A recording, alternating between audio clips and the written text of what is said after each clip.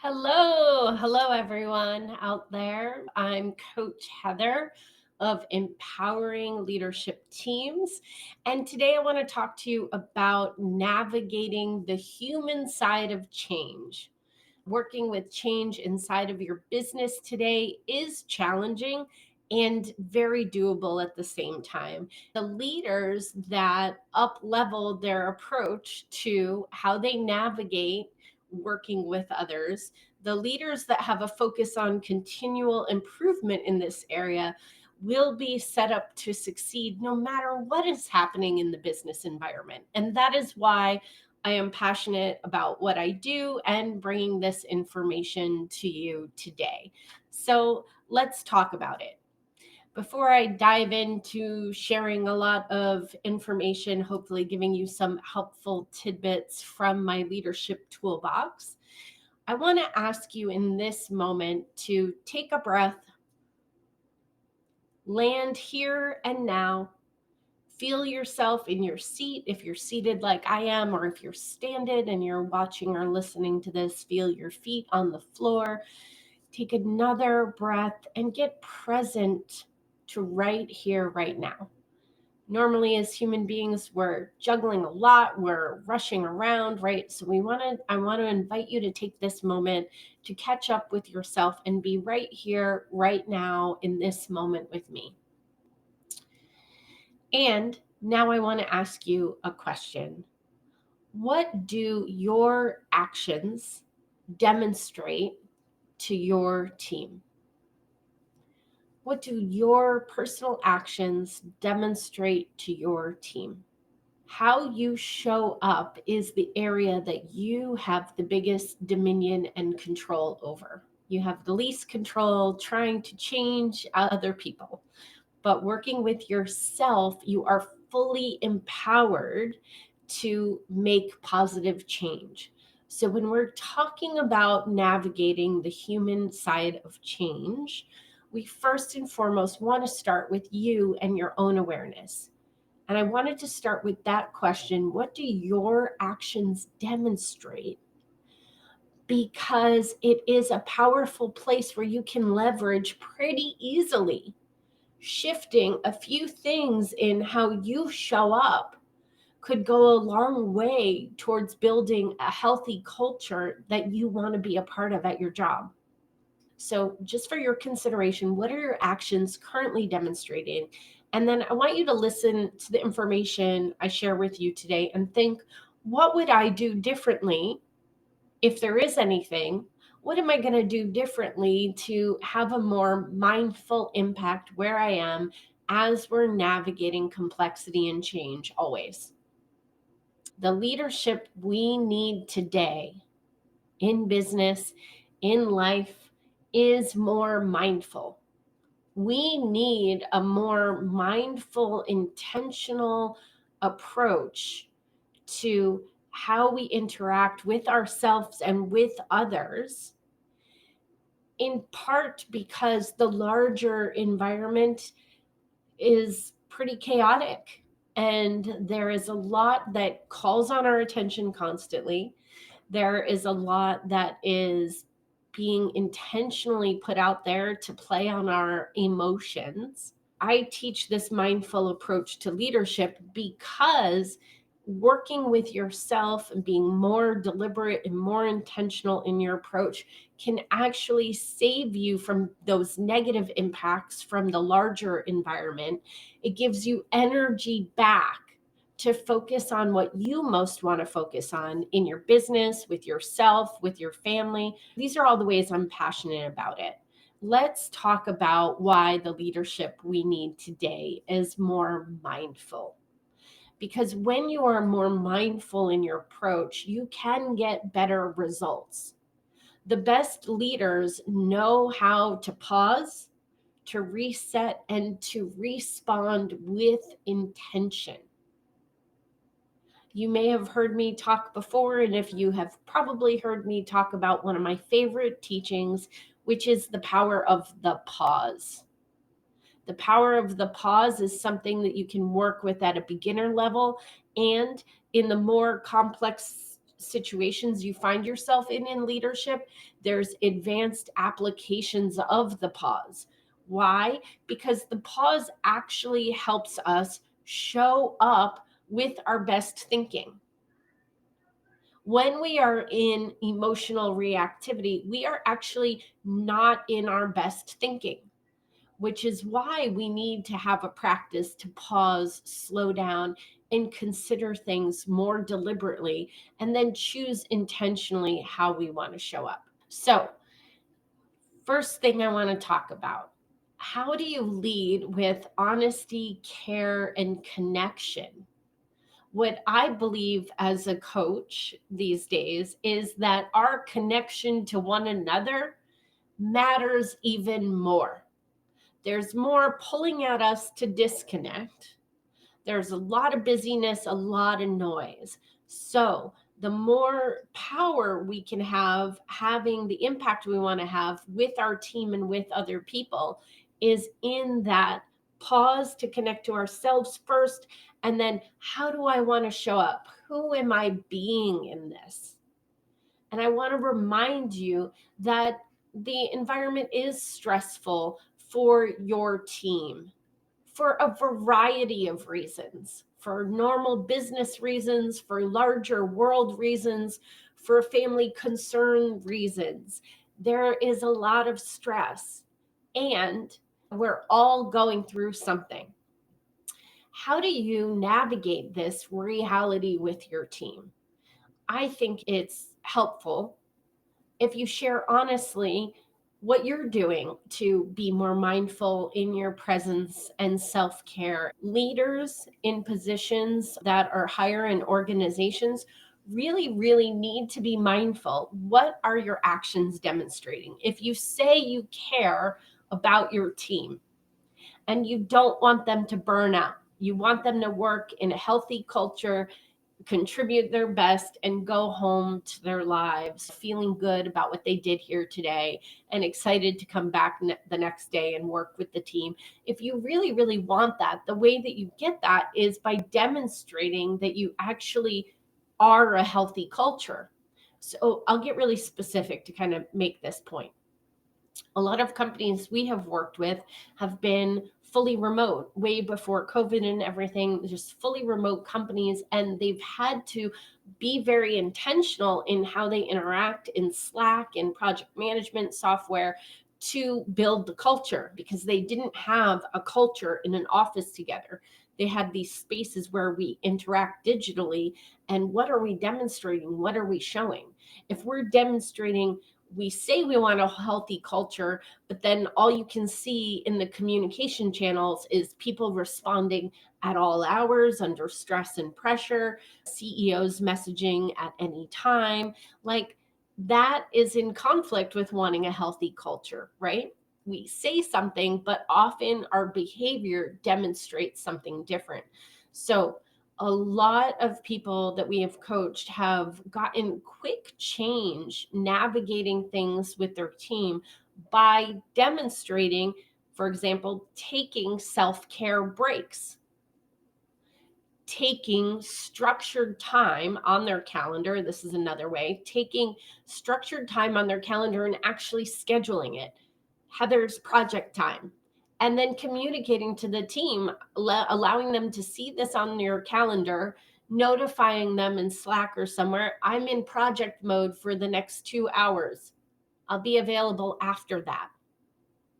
This is powerful not only for what it provides for you in your role, the ability to get focused work done, but it is so powerful and creates all these positive ripple effects, because by doing this and communicating about it, allowing it to be visible to your team actually sees, oh, I'm allowed to have focused work time.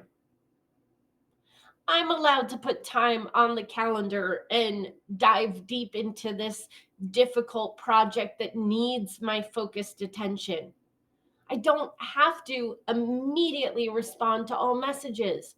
That's okay. I can do a healthier, balanced thing here. Again, this is something you could talk about till you're blue in the face, but your team is looking at what actually gets demonstrated here. So be mindful and look at what you're demonstrating. And I invite you to build in those self-care moments. Share that you are taking them.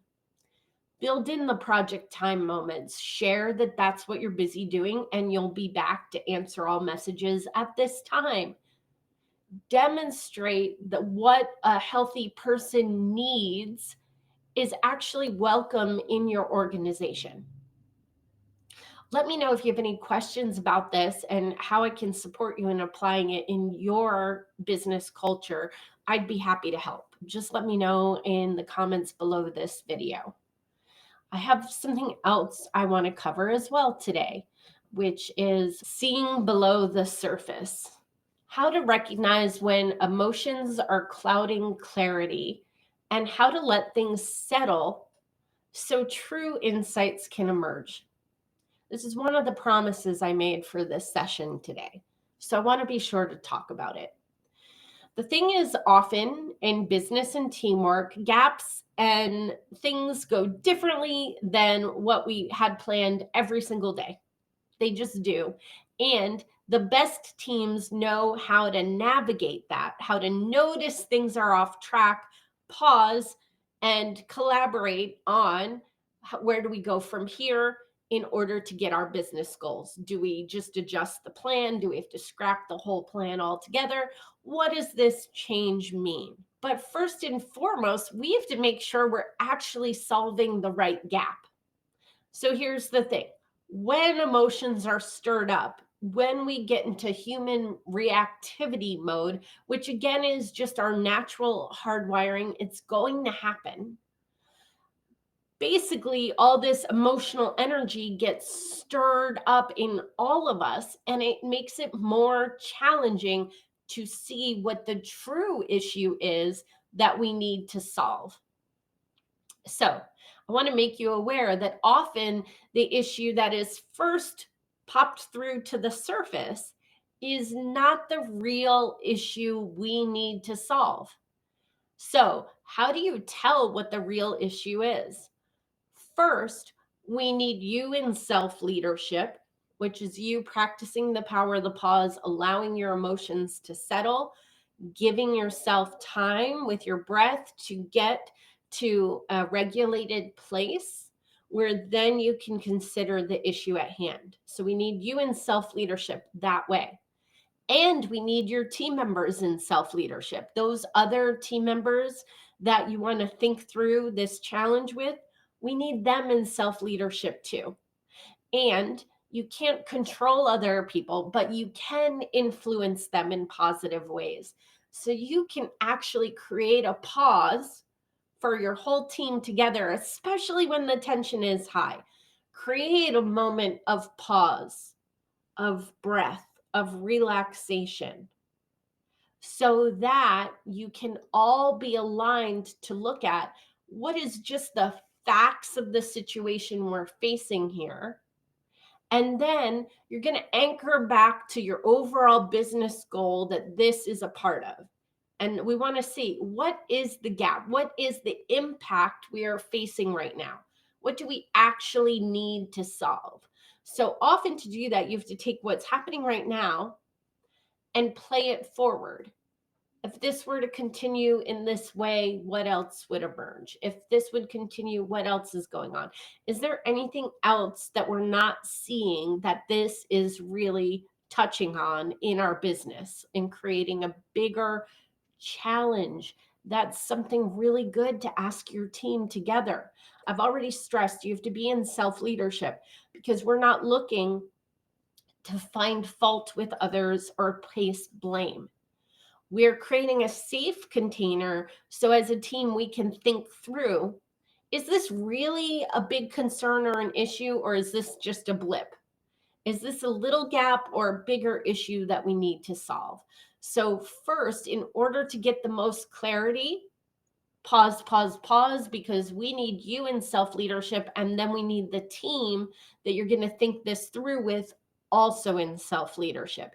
If anyone is too reactive, we need to pause more. And it's going to feel like, no, no, no, we shouldn't pause more. We have to decide right now. Here's the thing I want to tell you that I know for sure for coaching in entrepreneurial businesses for over a decade and high stress situations.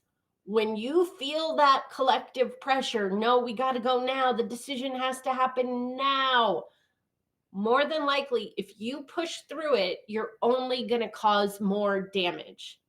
You're going to think, Heather, we don't have time to pause more. We have to answer this right now and push through and do greater damage to your business, to your client relationships, and to your team. So you do have time to pause because you don't want to have to spend the time later to clean all that up. Can you see that? So take the time, pause, regulate yourself, allow others to regulate, gather together in a very neutral space and think, how does this thing actually relate to the bigger business picture? What is the real issue? And the real issue we need to solve is related to that business picture and the business goals. Here's another thing that you may have heard me say before, but I will keep saying it until everyone gets it. When we anchor in the bigger business goals, it creates a lot of safety. We're not talking about issues because this department did this wrong or this person did this or this other thing. We are talking about it because this issue has emerged. Here's the challenge that we're seeing, and it will impact our business goals in this way. So we need to solve for that impact. When we're focused there as a team, it's neutral. It's not about any one person or personality. It is about our business goals, and that's why we're bringing issues forward, and that's why we're working to solve them together. When we are focused and unified there, the safety is built in. So always go back to the bigger goals. All right. Now, mindful messaging. This is a final point I wanted to discuss how to choose your words with intention, reducing fear, building trust, and strengthening your team alignment. Early on in my coaching career, I was a program director of a year-long leadership training program. I would have monthly coaching sessions with the students. And then in between, they might reach out to me via email for support. And why I want to share this is because in this time when I was coaching about 40 different students and things were very busy and their roles were very busy, I invited them to email me when they were working on applying what they were learning with me to particular situations. So when a situation arises in the moment, it's a great time to reach out to your coach because I think of this is where the rubber meets the road. We get to actually apply it in real time. And I would have them email me. And a lot of times in their teamwork and leadership, there was a lot of written communication. There were a lot of situations where they could say to me, Heather, this is what happened. I'm trying to respond to this message. Here's what I'm thinking. Here's what I have so far. And I used to review the communication and see, is there self-protection language in this message that I could cut out? Because I want this communication to be anchored in self-leadership, to be anchored in the business goals and needs, and to have my relationship be good with the person I'm sending it to. So I want to take the time to delete any self-protection that was emerging in this communication. I want to share that with you because you probably have a lot of ways that communication and things happen in business, and written communication is a great place where you can practice being more mindful and intentional and showing up in self-leadership because you have time before you press send, right? So you can draft a message, leave it, take a pause, go do something else, let yourself get your emotions regulated, then go back and read it again and consider, is there self-protection in this message? Can I hear blame and judgment and make wrong? Or am I in self-leadership? Am I solving a business problem? Am I communicating respectfully? And you can very easily build the habit of editing out the self-leadership. And when you do this in the written word, it then helps you because you have it more top of mind as a habit then when you're speaking. So I did want to offer that to you today because I promised to cover mindful messaging, which is how do you as a leader, as a team member, get more present and intentional with how you're communicating through your words. And what I want you to know is your words do matter. Your words are super powerful. They have the ability to literally create the experience in the world around you. They do. That's why I opened this call today with asking you to consider, what are your actions demonstrating? We can also consider, what are your words and actions? How do they work together? What are you communicating really to those around you?